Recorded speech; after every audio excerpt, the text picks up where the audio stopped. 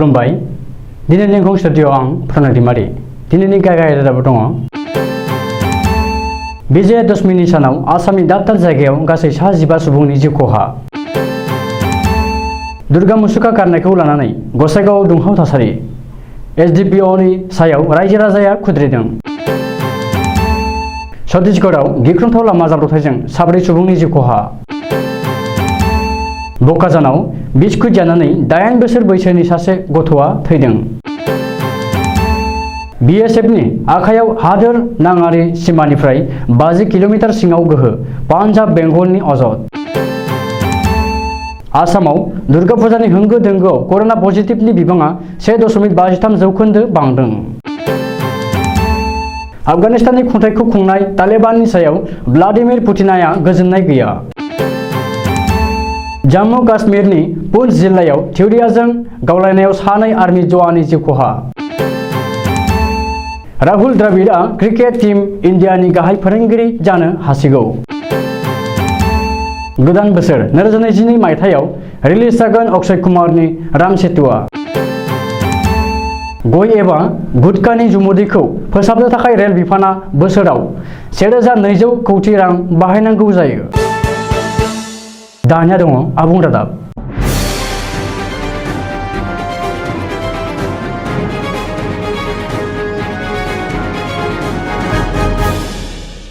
आसामनि दाब दाब जायगायाव दुर्गा फुजानि विजया दशमी सानखालि गासै 15 सुबुंनि जिउ खहा जादों बराक सेरफांनि काटिगरायाव गोख्रै खारबोनाय NL 01AA 8717 नम्बरनि गंसे ट्राकआ दुर्गा फुजानि मन्दपखौ सौख्रांलांनानै 13 सुबुंखौ जोखोम खालामदों बिसोरनि गेजेराव 3आ जिउ गोमानांबाय थैनायफोरनि मुङा जादों फारियै देबब्रत गौस्वामी नीलेन्दु रुद्रपाल आरो साखाथियाव थानाय गंसे अट'नि ड्राइभार हायदर हुसैन होननानै सिनायथिनो हादों आद्रा 10 जोखोम जानाय सुबुंखौ काटिगरा देहा फाहामसालियाव थिसननाय जादों बे बिथिङाव काछार जिल्लानि जिल्ला बेंगिरि मनजित कौरआ थैनाय नखरनो सोरखारा 2 लाख रां अनसुंथाइ होनायनि फोसावदों बेनि अनगायैबो गुबुन गुबुन जिल्लानि दाब दाब जायगायाव गासै 15 सुबुंनि जिउ खहा जानायनि सुलुं मोनदों मरान धलाई चरभग लालुक बङाइगाव चौरागुरि हावराघाट शिबसागर थिंकां चाबुआ आरो बरबथार बेफोर जायगायाव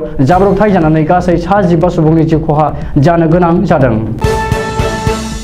विजय दशमीनि दुर्गा मुसुखा गारनायखौ लानानै क'क्राझार जिल्लानि गसाइगाव महकुमायाव नोगोरनि गासै मोन 13 दुर्गा फुजा मन्दपनि मुसुखा गारनायखौ लानानै जिल्ला बेंगिरिनि बिथोन बादियै 15 सुबुंनि गनायथि होनाय जादोंमोन नाथाय फुजा कमिटिया गसाइगाव महकुमा बेंगिरिजों सावरायनानै खुगाजों खुगा 10 सुबुंनि गनायथि होदोंमोनब्लाबो आयेनारि बिथिङाव बिबान थानाय एसडिपिअ सौरभ गुप्ताया मानियाजासे 15नि बांसिन सुबुंखौ गनायथि होआखैमोन बेखायनो फुजा कमिटि आरो पुलिसनि गेजेराव गोरोबलायै थासारि फैदोंमोन बे दुंहाव थासारिखौ नोजोर होनानै गसाइगाव महकुमानि पुलिस अफिसार गौरव गुप्ताया मिहिर दास आरो हाराधन सिलमोनखौ मास्क गानाजासे एसअपिखौ मानियाखै होनानै एरेस्ट खालामदोंमोन बेनि उनाव गसाइगाव नोगोरनि गासै फुजा कमिटिनि सोद्रोमाफोरा एसडिपिअ सौरभ गुप्तानि सायाव खुद्रिनानै धर्ना होदोंमोन बिजेपि गो बेक इउपिपिएल गो बेक आसाम पुलिस हाय हाय आरो सौरभ गुप्ता गो बेक बायदि बायदि होननानै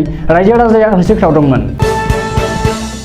छत्तीसगढ़आव गिख्रंथाव लामा जाब्रबथायजों 4 सुबुंनि जिउ खहा बिमा दुर्गा देवीनि मुसुखा फोजावनो थांनाय समाव छत्तीसगढ़आव गिख्रंथाव लामा जाब्रबथाय जायो फोरमायनो नांगोन दि छत्तीसगढ़नि पातालगाव होननाय मोनसे जिल्लायाव दुर्गा देवीनि मुसुखा फोजावनो थांनाय सुबुंफोरखौ उनथिंनिफ्राय सौख्रांफैयो स्कर्पिअ गारिया जाहोनाव स्कर्पिअ गोख्रैयै सौख्रांफैनायाव जायगायाव गिख्रंथाव जाथाय सोमजियो आरो बे गिख्रंथाव जाथायजों 4 सुबुङा जिउ गोमायो होननानै सुलुङाव फोरमायदों मोनथिनाय जायोदि 4 सुबुङा जिउ गोमानायजों लोगोसे 15निबो बांसिन सुबुंफोरा गोब्राबै जोखोम जायो सुलुङाव फोरमायनाय जायोदि उनथिंनिफ्राय सौख्रांफैनाय स्कर्पिअ गारियाव गान्जा लाबोदोंमोन जाहोनाव गोख्रैयैनो सालायबोनाय जादोंमोन स्कर्पिअ गारिखौ जाथायनि उनाव स्कर्पिअखौ सावनानै होयो सुबुंफोरा आरो बेजों लोगोसे स्कर्पिअ ड्राइभारखौबो हमनानै फिन साजा होयो एबा बुयो होननानै मोनथिनाय जादों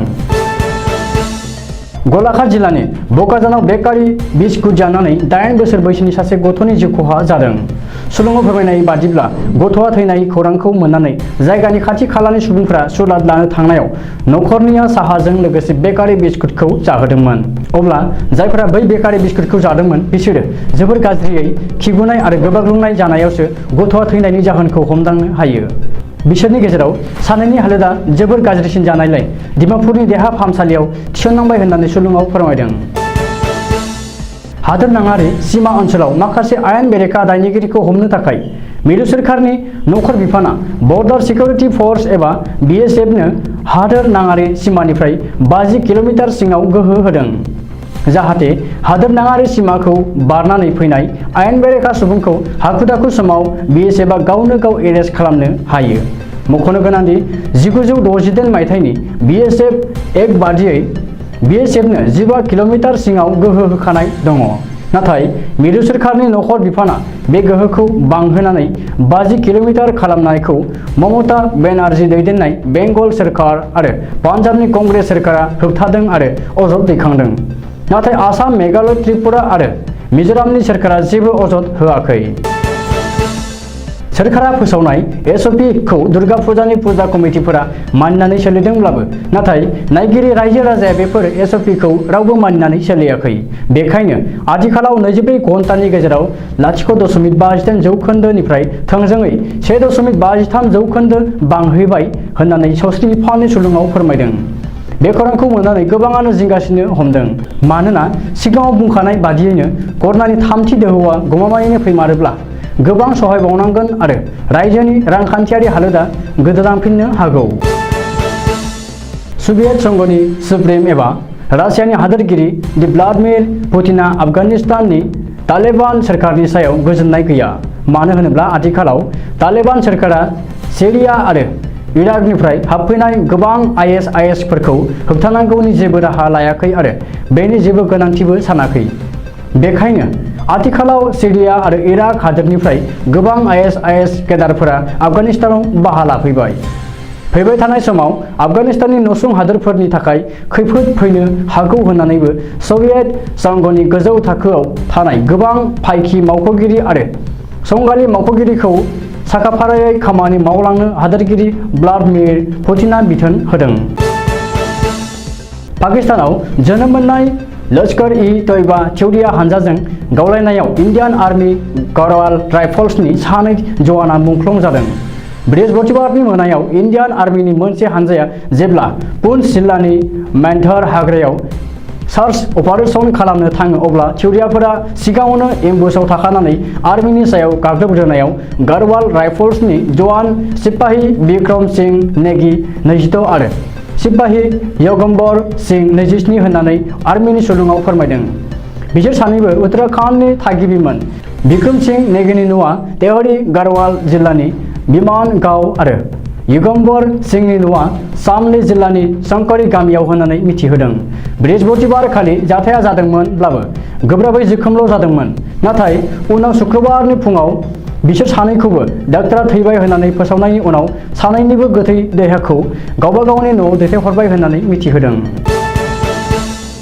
मोनसे समाव क्रिकेटनि फोथाराव गावखौ सुपार हिर' महरै सिनायथि होबोनो हानाय आरो टीम इन्डियानि केप्टेन जाबोनाय राहुल द्रविडआ आथिखालाव टीम इन्डियानि गाहाय फोरोंगिरि बिबानखौ लानो हासिगौ।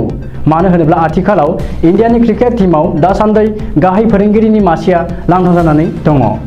बेखायनो गावबो राहुल द्रविडआ गाहाय फोरोंगिरिनि थाखाय राजि जाबाय होननानै गावनि इन्स्टाग्रामाव फोसावदों। गोदान बोसोर 2022 मायथाइनि अक्ट'बर दानाव रिलिज जागोन राम सेतु सावथुना। अक्षय कुमारनि फैनो गोनां सावथुन राम सेतुआ फैगौ 2022 मायथाइनि 24 अक्ट'बर खालि रिलिज जागोन। फोरमायनो नांगोन दि अक्षय कुमारनि फैनो गोनां राम सेतु सावथुनखौ बिथोन होदों अभिषेक शर्माया आरो अरुणा भाटिया आरो विक्रम माल्होत्रामोना प्रडिउस खालामदों। बेयो दोंसे आबुं हिन्दी सावथुन। बे सावथुनाव अक्षय कुमारजों लोगोसे जैकलिन फार्नान्डेज आरो नुसरात भारुचामोननि फाव खालामनायखौबो नुनो मोननाय जागोन।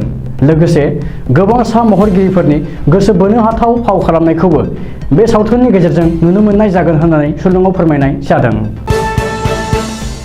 नरेन्द्र मोदी सोरखारनि स्वच्छ भारत अभियानखौ लोब्बा लाखिनानै सिखोन साखोन लाखिनांगौनि जाहोनाव आथिखालाव रेल बिफाना रेल दाब्बायाव गय जुमुदै एबा गुटखानि जुमुदैखौ फोसाबनांगौनि थाखाय 1200 कोटी रां बाहायनो गोनां जादों।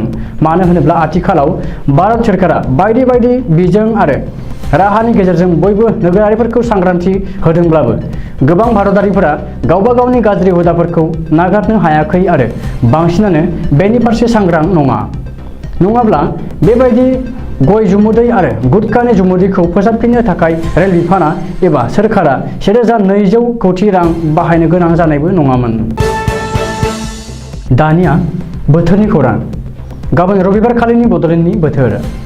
भारतनि बोथोर बिगियानख'नि सुलुं बादियै गाबोन रबिबार 17 अक्ट'बर खालि बड'लेण्ड हालामनि अख्राङाव दोमैलुनायजों लोगोसे अखा हानाय आरो सान्दुंबो दुंनो हागौ। बड'लेण्डनि आवथायाव थानाय मोनब्रै जिल्लानि बोथोरनि गाबोननि सुलुंफोरा जाबाय फारियै क'क्राझार जिल्ला। गाबोन क'क्राझार जिल्लायाव बोथोरा 33 डिग्री सेल्सियास जागोन। चिरां जिल्ला। गाबोन चिरां जिल्लायाव बोथोरा 33 डिग्री सेल्सियास जागोन। बाक्सा जिल्ला। गाबोन बाक्सा जिल्लायाव बोथोरा 33 डिग्री सेल्सियास जागोन। उदालगुरि जिल्ला। गाबोन उदालगुरि जिल्लायावबो बोथोरा 33 डिग्री सेल्सियास जागोन। दिनैनि रादाबा एसेनोसै। गोजोन्थों।